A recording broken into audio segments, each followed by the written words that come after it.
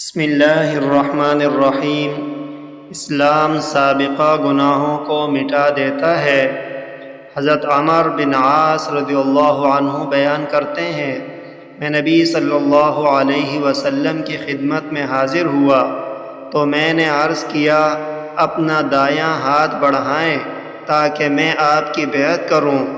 آپ صلی اللہ علیہ وسلم نے دایاں ہاتھ بڑھایا تو میں نے اپنا ہاتھ کھینچ لیا۔ آپ صلی اللہ علیہ وسلم نے فرمایا، عمر تمہیں کیا ہوا؟ میں نے عرض کیا، میں شرط قائم کرنا چاہتا ہوں۔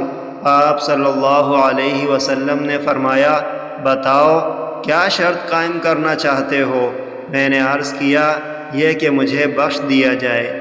آپ صلی اللہ علیہ وسلم نے فرمایا، عمر کیا تمہیں معلوم نہیں کہ اسلام پہلے یعنی حالت کفر والے گناہ مٹا دیتا ہے؟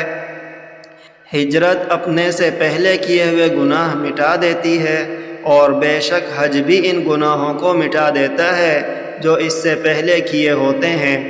اور ابو ہریرہ رضی اللہ عنہ سے مروی دو حدیثیں، اللہ تعالیٰ نے فرمایا، میں شرکاء کے شرک سے بے نیاز ہوں، اور دوسری حدیث، کبر میری چادر ہے۔ میں ان دونوں حدیثوں کو انشاءاللہ تعالی باب الریاء اور باب الکبر میں بیان کروں گا۔